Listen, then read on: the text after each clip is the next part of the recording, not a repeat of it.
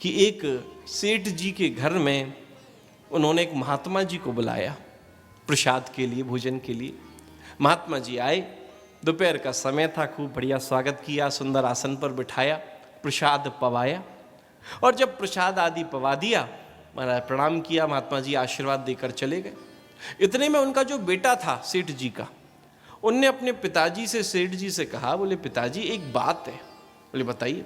बोले मेरे कुछ पैसे यहाँ ड्राइंग रूम में पड़े हुए थे, लेकिन जब से आपके महात्मा जी गए हैं वो मिल नहीं रहे।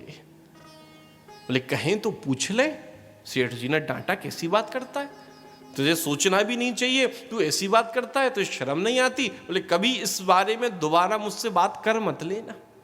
अब सेठ जी ने तो बेटे को डांट दिया, चुप कर दिया। समय निकला और देखते देखते 1 साल और निकल गया, और सही 1 साल बाद महात्मा जी दोबारा घर में पधारे।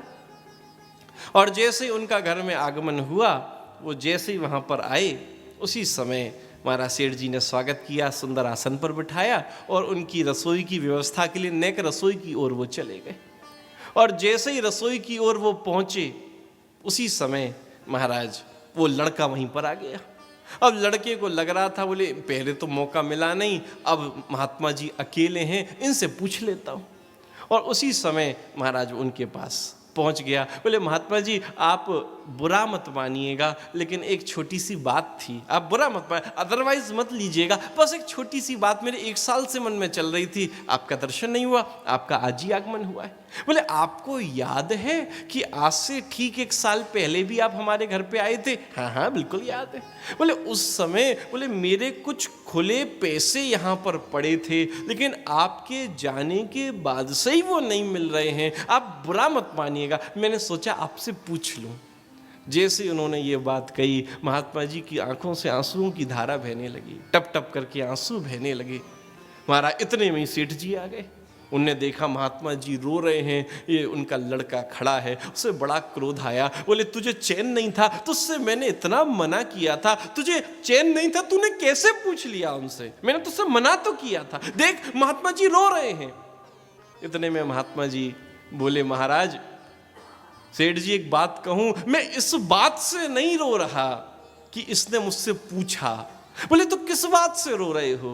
बोले ये बिल्कुल सही कह रहा है, जब मैं आया था पिछले साल तब ये बिल्कुल सही बात कह रहा है। उस समय बोले यहाँ पर कुछ पैसे बिखरे हुए पड़े थे, मैंने उन पैसों को उठाया भी, और महाराज मैंने देखा सामने महाराज श्रीमद् भागवत का पुराण रखा हुआ था, हमारा पुस्तक रखी हुई थी, ग्रंथ रखा हुआ था, तो मैंने उन पैसों को इकट्ठा किया और मैंने उस ग्रंथ के अंदर डाल दिया कि कोई उठा ना ले, इधर उधर पंखे की हवा में नीचे न गिर जाए, तो मैंने उठाकर महाराज भागवत के ग्रंथ में सामने रख दिया था।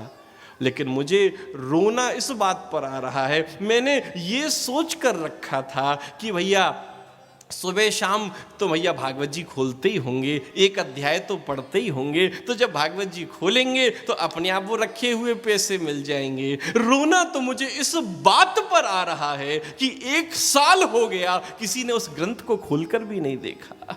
रोना इस बात पर आ रहा है, इसने मुझसे पूछा, रोना इस बात का नहीं है, इस बात का रोना है कि ऐसा सात्विक घर है, ऐसा हमारा भक्त परिवार है, लेकिन 1-1 वर्ष हो जाता है हम अपने ग्रंथों को खोलकर पठन भी नहीं कर रहे, उनका दर्शन भी नहीं कर रहे।